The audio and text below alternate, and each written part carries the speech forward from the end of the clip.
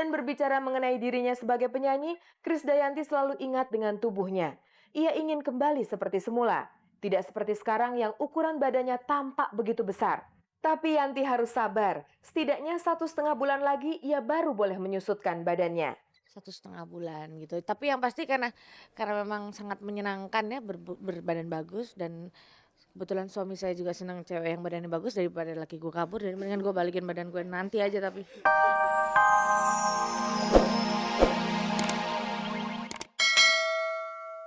Hari Selasa pekan lalu, seorang bayi laki-laki lahir tengah malam lebih 10 menit dari rahim Krisdayanti.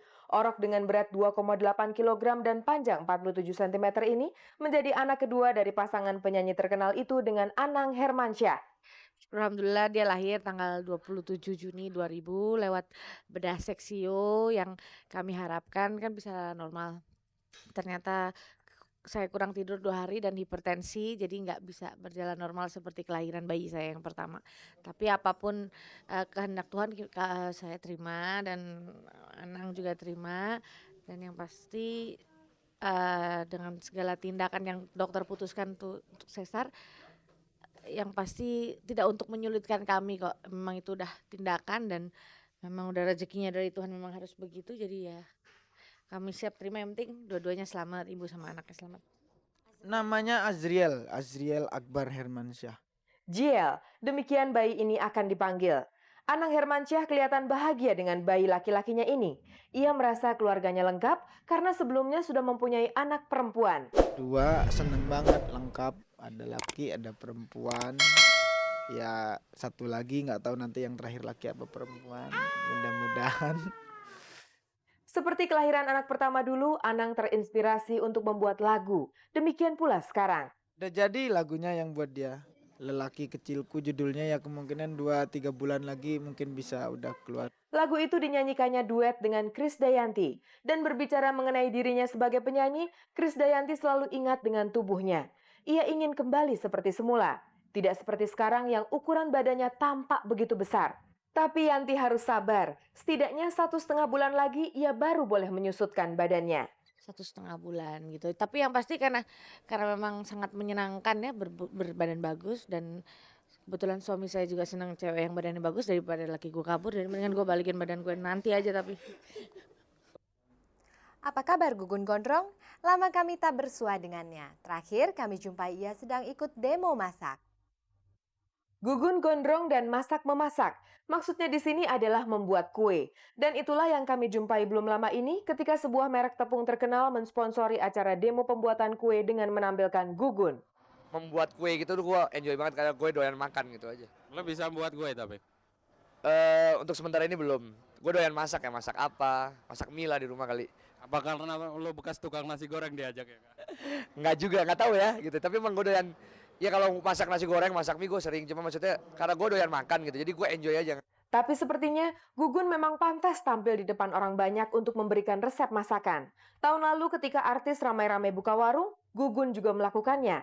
Saat itu ia bahu-membahu dengan Reina pacarnya. Dan seperti juga Anda tahu kemudian, hubungan mereka putus di tengah jalan. Apa kabar Gugun sekarang? Apakah ia sudah punya pacar lagi? Gosip terakhir mengatakan, ia pacaran dengan bocah bernama Leoni, anggota trio Kwek Kwek. Astaga Gugun, anak itu masih terlalu muda untuk kamu. Enggak, kalau sama penyanyi cilik, gue deket aja, gue ngefans banget, gue kagum banget. Dan dulu memang sempet deket banget, sekarang nggak gitu deket lagi. Maksudnya tetap gimana sih ya, namanya idola ya gitu loh.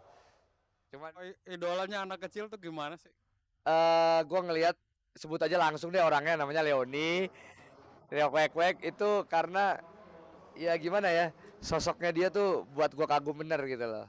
Terus dia juga sering MC bareng gue, ternyata dia juga seorang MC yang sangat berbakat, seorang penyanyi yang sangat berbakat juga. Terus karena gue sering sama dia, terus gue dekat sama keluarganya, sama bokap nyokapnya, sama keluarganya, sama neneknya juga. Jadi ya akhirnya ya Lulu Padel yang gosipin. Jadi kamu pacaran dengan anak kecil itu? Oh enggak, gue sayangnya gue anggap adik aja dia gitu loh. Iya, dia kan masih kecil, gila loh. Kami lega mendengar jawaban Gugun barusan. Leoni terlalu anak-anak untuk pacaran dengan Gugun yang sudah dewasa. Pemirsa, cewek Gugun yang benar adalah ini. Namanya Lia. Serius, cukup serius, sudah 1 tahun. Serius, dari keluarga gue, dari keluarga dia, gue cukup serius. Banyak yang mengira Lia pacar Gugun Gondrong ini berdarah Cina atau Jepang. Oh enggak, bukan, enggak ada Jepang, enggak ada Chinese-nya karena banyak orang anggap gitu, tapi bokapnya Sunda, nyokapnya Jawa asli Solo. Sebagai cowok lo kayaknya laris banget gue gonta-ganti. Enggak juga deh, enggak laris banget, cuman maksud gue cukup yang satu ini, cuman kebetulan karena gue banyak temen deket cewek, mungkinnya banyak orang ngeliat gue ceweknya banyak, padahal enggak. Pemirsa, cewek Gugun Gondrong tadi bukan orang Jepang. Tetapi kalau ini, dua cewek yang sangat akrab dengan Kakak dan Rido dari Slang ini asli orang Jepang. Ini sebelah kiri saya ini namanya Nama saya Sari. terus Yumiko. kita kenal pertama kali kita kenal Yumiko di Purwokerto. Purwokerto. Yumiko sering pernah nonton Slang gitu. Terus Yumiko juga yang bekerja keras untuk supaya Slang main di Slang, terutama Slang main di Jepang. Demikianlah kalau kakak vokalis Slang ini berbicara. Ucapannya sering tersandung-sandung. Inti ucapannya adalah Yumiko sangat berjasa membawa Slang tampil di Jepang beberapa bulan yang lalu. Nah, terus Sari ini justru seksi repot di waktu kita Slang di Jepang. Dua cewek Jepang ini masih sedikit bisa berbahasa Indonesia. Tentu mereka butuh penterjemah untuk bisa menilai lagu-lagu Slang. Juga. Semuanya keren. Makasih. Makasih. Bagi Slang tentu besar sekali jasa kedua cewek ini karena bisa membawa mereka ke Jepang. Dan selanjutnya bagi kakak, cewek-cewek ini akan makin berjasa kalau bisa mengajarinya bahasa Jepang. Justru ini dengan berdiri di samping ini aku lagi mempelajari bahasa Jepang. Iya. Boleh ya. Serius. Kakak memang terkesan dengan Jepang, apalagi nama Slang sudah mulai dikenal di sana. Ya, saya kaget. Ya, walau di Jepang masih ada banyak slankers. Ya, saya kaget.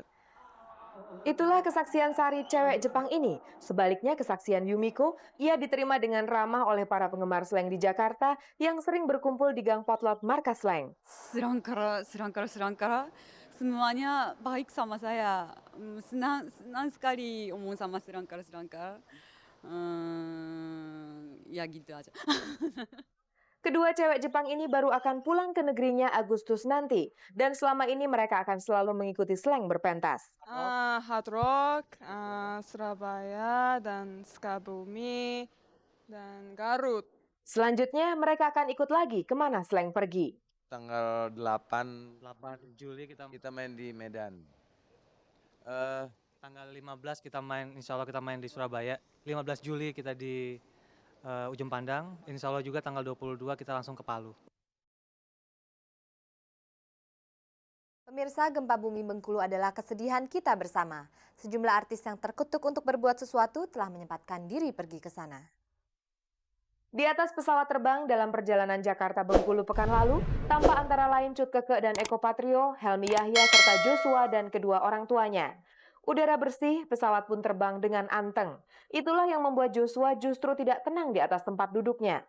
Sebagaimana layaknya anak-anak, Joshua pun ingin bermain-main, tapi tidak ada mainan di dalam pesawat terbang. Untunglah ada kabar-kabari. Joshua mau main dengan kabar-kabari. Tapi kabar-kabari hanya punya kamera dan mic untuk wawancara. Maka Joshua pun minta untuk jadi reporter kabar-kabari. Dan inilah hasilnya. Oke teman-teman, sekarang Joshua sedang ada di pesawat Merpati Nusantara. Sekarang Joshua akan menuju ke Bengkulu untuk mengantarkan sumbangan untuk ke Bengkulu.